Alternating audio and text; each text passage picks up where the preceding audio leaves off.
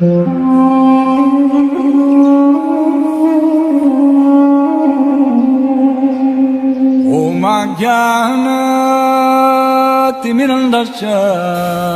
I am Stacy. हरे कृष्णा। शिला प्रभुपाद की जय। तो हम लोग फर्स्ट सेकंड 14th अध्याय और उसका 35th और 36 श्लोक 1.14.35 36। तो ये प्रश्न उत्तर संवाद चल रहा है महाराज युधिष्ठिर और अर्जुन के बीच।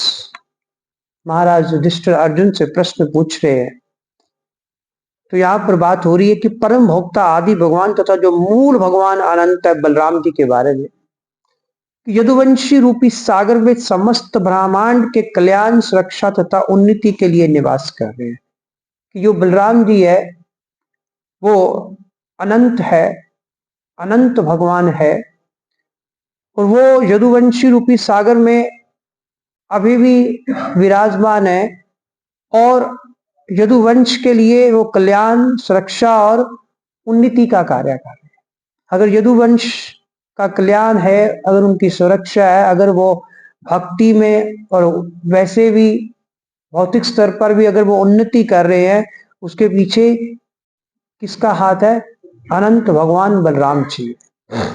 और सारे यदुवंशी भगवान की भुजाओं द्वारा सुरक्षित रहकर वैकुंठ वासियों की भांति जीवन का आनंद उठा रहे हैं।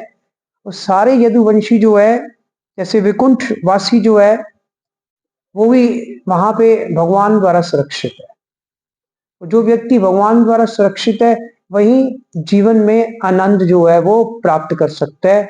कल भी हमने पढ़ा था कि भगवान किसको सुरक्षा प्रदान करते हैं? ब्राह्मणों को। जो लोग ब्राह्मण है भगवान केवल उन्हें सुरक्षा प्रदान करते। भगवान कहते जब तक आप ब्राह्मण नहीं बनेंगे, जब तक आप में ब्राह्मणिकल क्वालिटीज नहीं आएंगी, तब तक मैं आपको सुरक्षा प्रदान नहीं करूंगा। तो यहाँ पर भी यही बात हो रही है कि भगवान किसको सुरक्षा प्रदान करते हैं? वैकुंठ वासियों को। क्योंकि वैकुंठ वासी कौन होते हैं? जिनमें सब ब्राह्मणिकल क्वालिटीज होती है और फिर ब्राह्मणिकल क्वालिटी से वो वैष्णव बन जाते हैं और ऐसे निवासियों को ही भगवान जो है वो सुरक्षा प्रदान करते हैं। और सेम उसी प्रकार जो यदुवंशी भी है वो भी भगवान की भुजाओं द्वारा सुरक्षित है। भगवान उनकी भी रक्षा कर रहे हैं। जैसा कि हम कई बार बता चुके हैं, भगवान विष्णु प्रत्येक ब्रह्मांड में 2 रूपों में निवास करते हैं। पता ही है कि भगवान हर एक ब्रह्मांड में 2 रूपों में निवास करते हैं। एक कौन सा है? गर्भोदक्षय विष्णु और दूसरा है क्षीरोदक्षय विष्णु। ये 2 रूप है जिन रूपों में भगवान हर एक ब्रह्मांड में क्या निवास करते हैं। गर्भोदक्षय विष्णु में कैसे करते हैं? हर एक ब्रह्मांड में भगवान प्रवेश कर जाते हैं। और क्षीरोदक्षय विष्णु के रूप में भगवान हर एक ब्रह्मांड में जितने भी एटम्स, मॉलिक्यूल्स, जितने भी जीव जंतु है भगवान फिर उनमें प्रवेश कर देते हैं। तो इस प्रकार हर एक ब्रह्मांड में भगवान के 2 विष्णु रूप जो है वो निवास करते हैं। गर्भोदक्षय विष्णु के रूप में तथा हो ही गया। क्षीरोदक्षय विष्णु का अपना लोक है जो कि ब्रह्मांड के उत्तरी शीर्ष पर है। जो क्षीरोदक्षय विष्णु है उनका अपना एक घर है, निवास स्थान है, लोक है जो ब्रह्मांड के उत्तरी शीर्ष पर।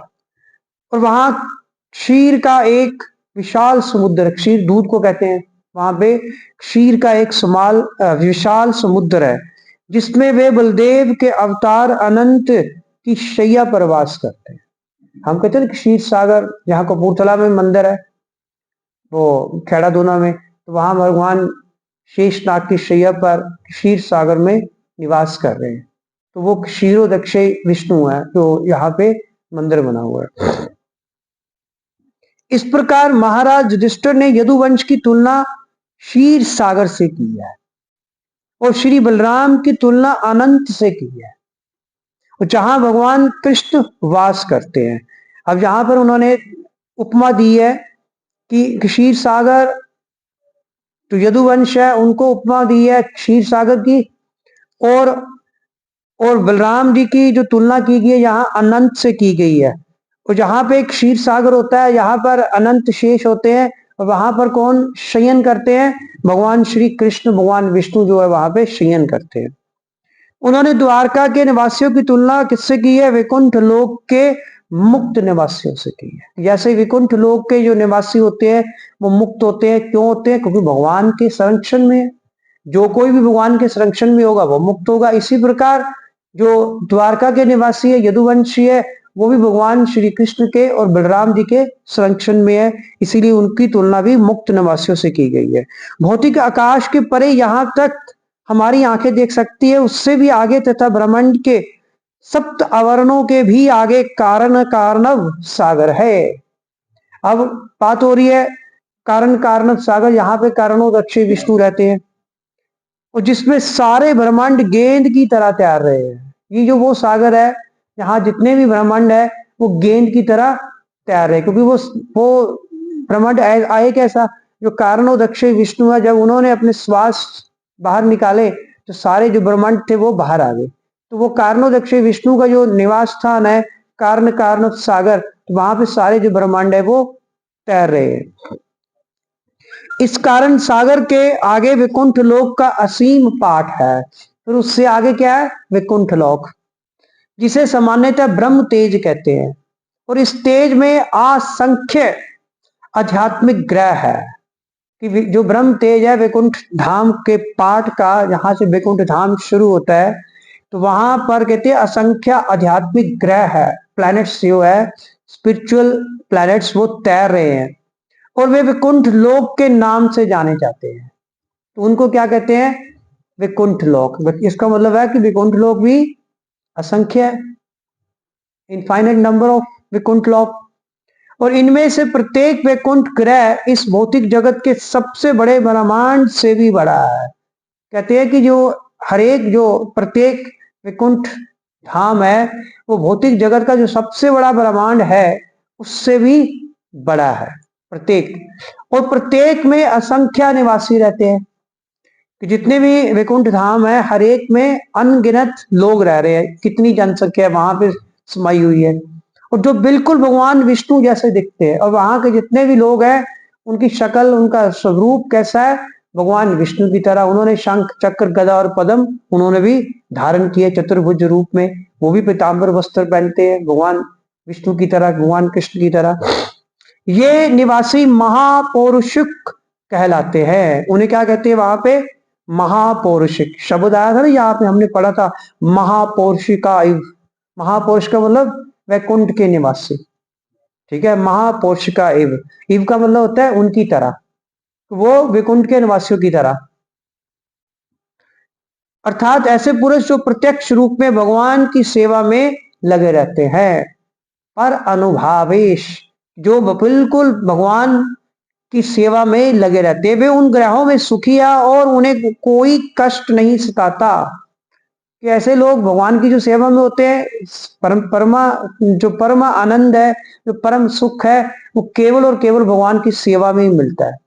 और जब आपको परम सुख भगवान की सेवा से मिल रहा है फिर कष्ट का तो कोई सवाल ही पैदा नहीं होता, और सदैव तरुण बने रहते हैं। अब कहते हैं उनकी आयु जो है कितनी रहती है, एक 19-20 साल के जो तरुण व्यक्ति होता है उनकी आयु की जितनी, बूढ़े नहीं होते वहां पे लोग। तभी भगवान कृष्ण जो थे वो 125 साल के भी हमें कितने लगते हैं, 20-22 साल के, और पूर्ण अनंत तथा ज्ञान का जीवन बताते हैं जिसमें जन्म मृत्यु जरा और रोग का कोई भय नहीं रहता। कहते वहां पर ना तो जन्म, ना मृत्यु, ना बीमारी और ना ही बुढ़ापे का कोई भय रहता है, और जिसके कारण पूर्ण आनंद का वो जीवन वहां पे बिताते हैं। और उन पर काल का भी प्रभाव नहीं पड़ता, कि वहां पर जो समय है, समय का प्रभाव तो पड़ता ही है, समा बलवान है, तो वहां पे काल का भी प्रभाव नहीं पड़ता। तो महाराज युधिष्ठिर ने द्वारका वासियों की तुलना वैकुंठ लोक के महापौरुषिकों से की है।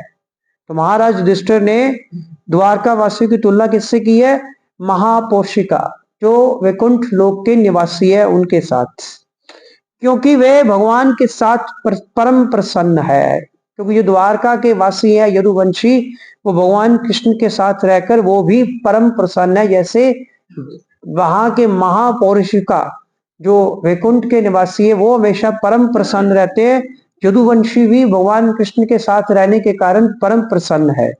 और भगवत गीता में वैकुंठ लोकों का कई बार संदर्भ आया, इवन भगवत गीता में भी वैकुंठ लोकों के बारे में वर्णन किया गया है। और वहां वे मध्य धाम शब्द यूज करते हैं, वहां भगवान यूज करते हैं मेरा धाम, भगवत धाम के रूप में वहां पे वर्णन होता है। और भगवान का जो धाम है गोलोक वृंदावन धाम है, तो इत असंख्य वैकुंठ धाम है। और कहते हैं कि भगवान की गोलोक वृंदावन धाम के एक कॉर्नर में, एक किनारे में असंख्य वैकुंठ धाम समाये हुए हैं। मतलब जितना इतना बड़ा वैकुंठ इतना बड़ा गोलोक धाम है कि गोलोक धाम के एक कॉर्नर में सारे असंख्या जो वैकुंठ धाम और जितने हमारे भी ब्रह्मांड जहां पे है सारे एक कॉर्नर में समा जाते हैं। इतना बड़ा गोलोक वृंदावन धाम है। हरे कृष्ण।